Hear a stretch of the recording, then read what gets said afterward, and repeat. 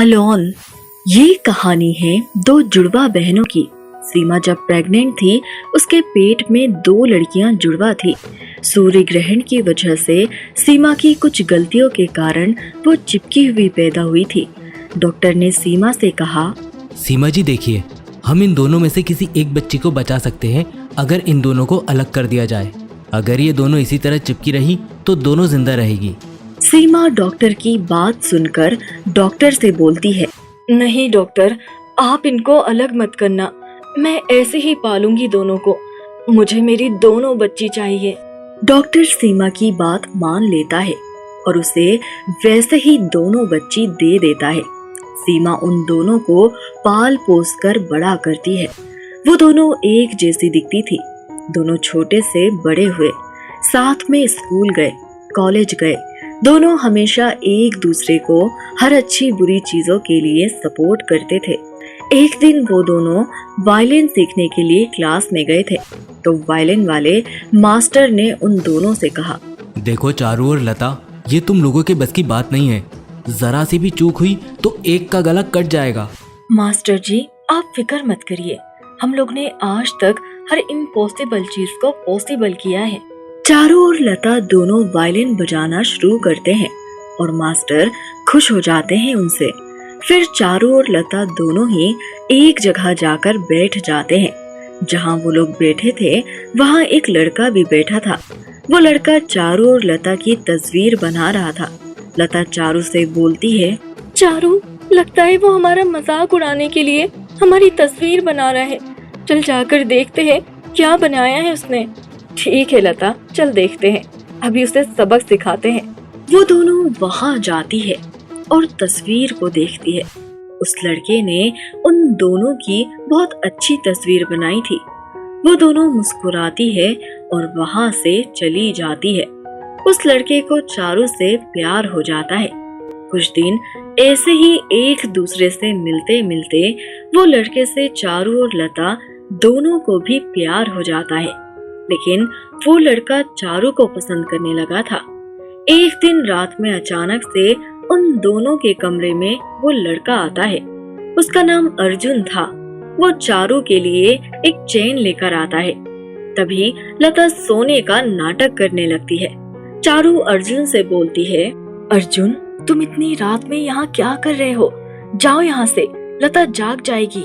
चारू, मैं तुमसे बहुत प्यार करता हूँ, तुम्हारे लिए मैं ये चेन लेकर आया था। अर्जुन चारू के गले में चेन पहना देता है। लता जाग रही थी। वो ये सब देखकर चिढ़ जाती है क्योंकि वो अर्जुन से प्यार करने लगी थी। अर्जुन चारू को रोज मिलता। लता उन दोनों को देख देख कर जलती रहती थी। एक दिन अर्जुन कहीं काम से बाहर जा रहा था।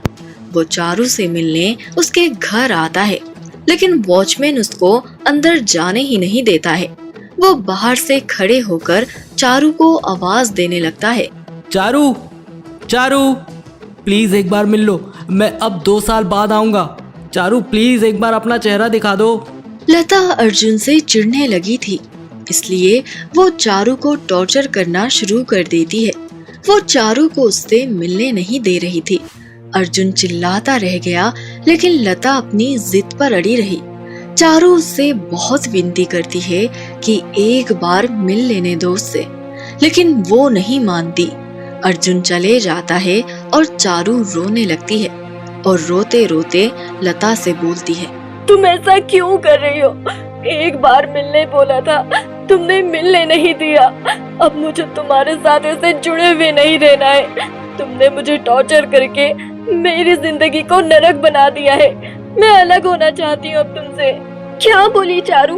उस कल के आए हुए लड़के के लिए तू मुझे छोड़ने के लिए तैयार हो गई। हमारा बचपन से लेकर अब तक के वादे का क्या हुआ? सब खत्म हो गया।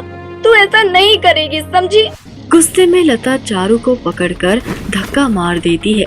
तभी वो दोनों ऊपर सीढ़ी से नीचे गिर जाते हैं। नीचे गिरने की वजह से चारू की मौत हो जाती है। लता उसे उठाने लगती है, लेकिन वो नहीं उठती। लता अपनी माँ को आवाज देने लगती है, माँ, माँ यहाँ आओ। देखो, चारू आंखें नहीं खोल रही है। हम दोनों में झगड़ा हो गया। और मेरा धक्का लगने की वजह से हम दोनों सीढ़ियों से गिर गए। सीमा उन दोनों को हॉस्पिटल लेकर भागती है। डॉक्टर देखता है और बोलता है, आई एम सॉरी सीमा जी, लेकिन चारू मर चुकी है। हमें जल्द ही इन दोनों को अलग करना होगा। सीमा रोते हुए डॉक्टर को बोलती है, ठीक है डॉक्टर, मेरी दूसरी बेटी को बचा लो। डॉक्टर ऑपरेशन थिएटर में उन दोनों का ऑपरेशन करने लगते हैं। तभी चारू की आत्मा निकलकर सब देख रही होती है और बोलती है, लता, तूने मुझे मार दिया, मैं तुझे अब कभी भी चैन से नहीं जीने दूंगी। अब तू हर पल मर मर के जिएगी। बहुत टॉर्चर किया था ना तूने मुझे, अब देख मैं तेरा क्या हाल करती हूँ। चारू और लता को अलग कर दिया जाता है। चारू ने सोच लिया था कि वो अब लता को कभी भी सुकून से नहीं जीने देगी। लता की माँ भी लता से नफरत करने लगी थी कि उसकी वजह से उसने अपनी एक बेटी खो दी। लता को कोई नहीं समझ रहा था। तभी एक दिन अर्जुन का एक लेटर आता है। लता उसे पढ़ती है और चारू बनकर वो अर्जुन के पास लंदन शिफ्ट हो जाती है। वो घर सीमा खाली कर देती है। चारू की आत्मा उसी घर में कैद हो जाती है। कुछ महीने गुजर जाने के बाद लता और अर्जुन वापस मुंबई आ जाते हैं। अर्जुन के साथ वो उसी घर में आती है जहाँ चारू और लता रहते थे। उस कमरे को तांत्रिक से बंदिश करवा दिए थे। चारू की आत्मा वहीं अंदर कैद हो गई थी। जब अर्जुन और लता वापस लौटे तो अर्जुन ने उस कमरे को खोला। जैसे ही कमरा खुला, चारू की आत्मा आजाद हो गई और वो लता के पास गई। लता अर्जुन को बोलती है, अर्जुन, ये तुमने क्या कर दिया? इस कमरे को क्यों खोल दिया? अब वो मुझे चैन से नहीं जीने देगी। कौन तुम्हें जीतने नहीं देगी? किसकी बात कर रही हो? लता की। उसने मुझे कहा था वो मुझे चैन से नहीं जीने देगी।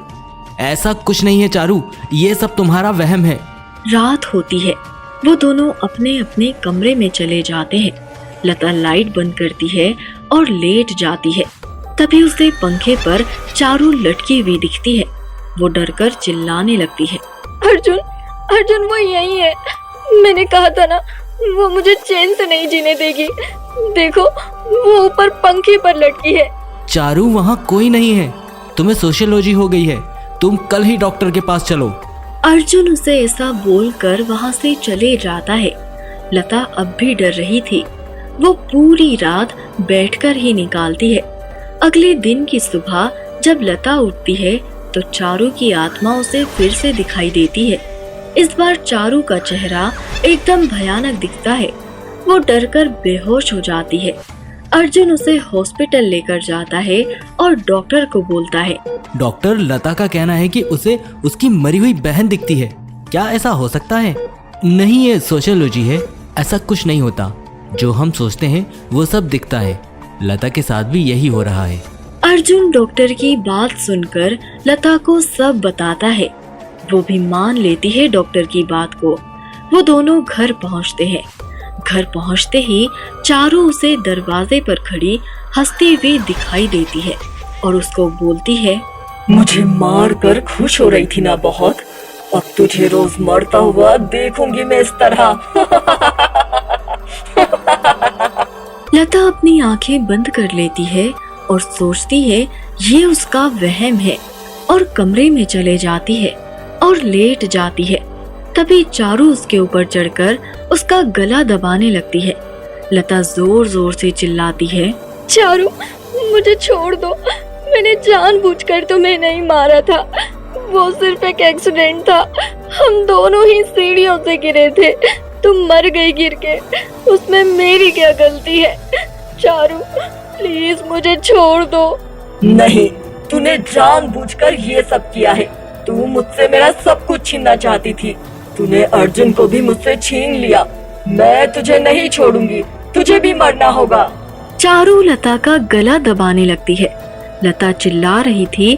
तभी वहाँ पर अर्जुन आता है एक तांत्रिक बाबा को लेकर और वो तांत्रिक बाबा चारू से बोलते हैं, चारू, उसे छोड़ दे।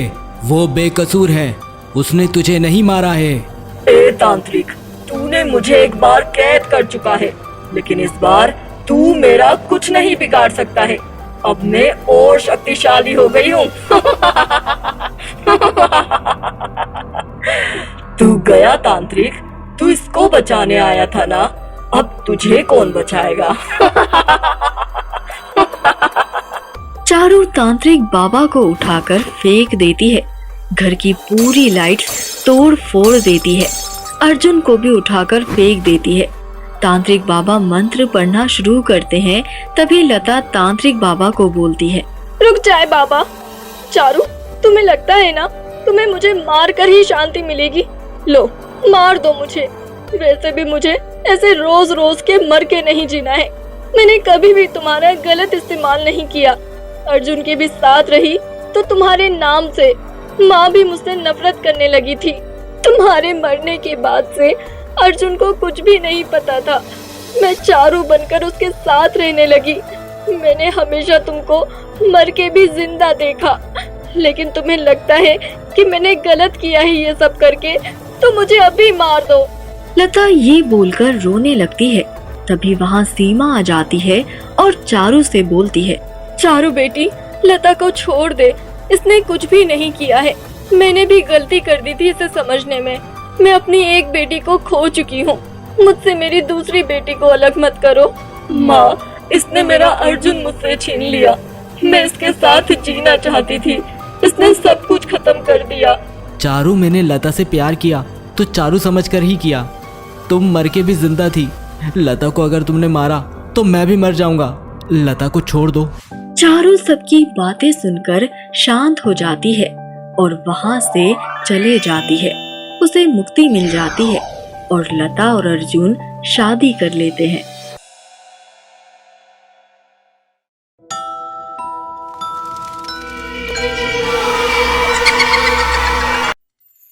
दुल्हन का बदला। ये कहानी है राजस्थान में रहने वाले लाला की बेटी सुधा की। लाला को 2 लड़की थी। एक लड़की की शादी हो गई थी। अब छोटी वाली की शादी होना बाकी थी। एक दिन लाला के घर लाला का दोस्त आमिर आता है अपने बेटे को लेकर लाला की बेटी सुधा का हाथ मांगने। लाला उनको बोलता है, आमिर, अरे आओ आओ, बड़े दिनों बाद मिलना हुआ आज। और बताओ कैसा चल रहा है सब? अरे परेश बेटा, तुम भी अब बड़े हो गए हो। सब बढ़िया चल रहा है। बस तेरी बेटी को अपनी बेटी बनाने आया हूँ। मैं मेरे बेटे का रिश्ता लेकर आया हूँ तेरी बेटी सुधा के लिए। लाला खुश हो जाता है परेश की बात सुनकर। वो सुधा को आवाज देता है और चाय लाने को बोलता है। सुधा की माँ सुधा से कहती है, बेटी सुधा, दुपट्टा ठीक से सर पर रखना। वो लोग तुझे देखने आए हैं, ठीक से उनके सामने जाना। अब वो तेरे चाचा नहीं है, ससुर बनने वाले हैं। माँ, आप मुझे नर्वस कर रही हो। मैं जानती हूँ मुझे क्या करना है, लेकिन माँ, मैंने सुना है उनका बेटा दुबई से आया है। पता नहीं कैसा होगा। माँ, मुझे तो बहुत ही डर लग रहा है। तू घबरा मत, अच्छा ही होगा। वैसे भी तेरे पापा की कई सालों से उनके साथ दोस्ती है। वो जो भी करेंगे सोच समझ कर ही करेंगे बेटा। सुधा चाय लेकर बाहर आती है। परेश उसे देखते ही रह जाता है। सुधा बहुत ही खूबसूरत थी। सुधा चाय देती है तो आमिर उसे बोलता है, अरे बेटी सुधा, मुझे तो तू बचपन से ही पसंद थी। मैंने तो सोच लिया था कि बहू बनाऊंगा तो तुझे ही बनाऊंगा, और आज ये अंकल तेरा ससुर बनने आ गया। सुधा शर्माकर अंदर चले जाती है। रिश्ता पक्का हो जाता है। परेश का आना जाना चालू रहता है। 3 महीनों बाद उनकी शादी की तारीखें फिक्स हो जाती है। एक दिन परेश सुधा को बोलता है, सुधा, तुम मुझे अपना गांव नहीं घुमाओगी? आंटी, क्या मैं सुधा के साथ बाहर जा सकता हूँ? हाँ बेटा, क्यों नहीं।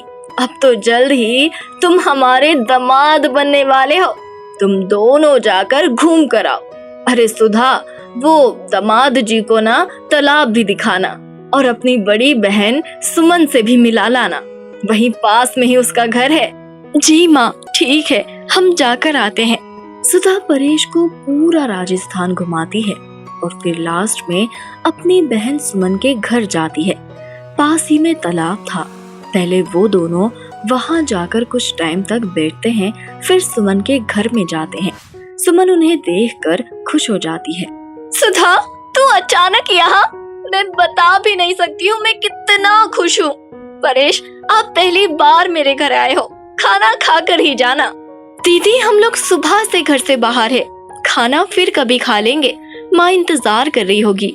अभी हम जाते हैं, फिर कभी आएंगे तो खाना खा लेंगे। और हाँ दीदी, शादी को 10 दिन बचे हैं, सिर्फ 2 दिन बाद घर आ जाना आप। ठीक है दीदी, अभी हम जाते हैं। सुधा सुमन के घर से जाने लगती है। तभी सुमन का देवर विवेक वहाँ आ जाता है। वो सुधा को बहुत ही पसंद करता था। सुधा के साथ परेश को देखकर वो जल जाता है और सुमन से बोलता है, सुमन भाभी, ये सुधा के साथ कौन था? विवेक, वो सुधा का मंगेतर है। 10 दिन बाद उसकी शादी है, हम सबको भी जाना है। विवेक सुमन की बात सुनकर टेंशन में आ जाता है। वो सोचने लगता है, नहीं, मैं ये शादी नहीं होने दूंगा। अगर सुधा मेरी नहीं हुई तो मैं किसी की नहीं होने दूंगा। विवेक के दिमाग में कुछ चल रहा था। सुमन शादी के लिए घर आ जाती है। सब तैयारियों में लगे हुए थे, सब कुछ अच्छे से चल रहा था। फिर विवेक सुधा के पास चुपके से उसके कमरे में आ जाता है। सुधा दुल्हन बनी हुई थी। वो उसको देखता ही रह जाता है। सुधा उससे पूछती है, अरे विवेक, तुम यहाँ क्या कर रहे हो? सब मेहमान तो बाहर बैठे हैं। सुधा, तुम ये शादी मत करो, मैं तुमको बहुत पसंद करता हूँ। विवेक, तुम्हारा दिमाग तो ठीक है, ये तुम क्या बोल रहे हो? और हाँ, वैसे भी मैं परेश को पसंद करती हूँ। मैंने कभी भी तुम्हारे बारे में ऐसा कुछ भी नहीं सोचा। तुम जाओ यहाँ से। विवेक सुधा की कोई भी बात नहीं सुनता है और उसका मुंह दबाकर वहाँ से उसको गाड़ी में डालकर उस तालाब के पास लेकर आ जाता है जहाँ उसका घर था। सुधा की फैमिली सब तैयारियों में लगी हुई थी। किसी को पता भी नहीं था कि विवेक सुधा को उठाकर लेकर गया है। विवेक के साथ उसके कुछ दोस्त भी थे। वो लोग तालाब पर विवेक के साथ गए थे सुधा को लेकर। विवेक सुधा को बोलने लगता है, सुधा देखो, तुम मुझसे शादी कर लो, मैं तुम्हें बहुत खुश रखूंगा। सुधा विवेक को थप्पड़ मार देती है और उससे बोलती है, बस बहुत हो गया तुम्हारा, मुझे अभी घर वापस छोड़ कर आओ, वरना मैं पुलिस को फोन कर दूंगी। विवेक गुस्से से सुधा का गला पकड़ लेता है और बोलता है, पुलिस की धमकी देती है? आज तुझे जान से ही मार दूंगा। तू मेरी नहीं तो मैं किसी की भी नहीं होने दूंगा तुझे। विवेक के गला पकड़ने की वजह से सुधा छटपटाने लगती है।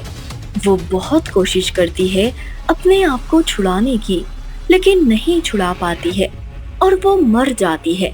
विवेक देखता है तो वो मर चुकी थी।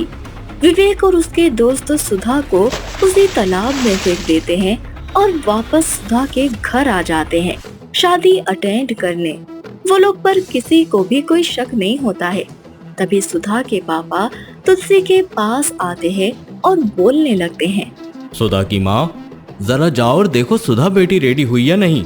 मुहूर्त का समय निकला जा रहा है, कुछ अपशगुन न हो जाए। यह सब काम अपने टाइम से होने चाहिए। जी, मैं अभी लेकर आती हूँ सुधा को। सुमन, चलो तुम मेरे साथ।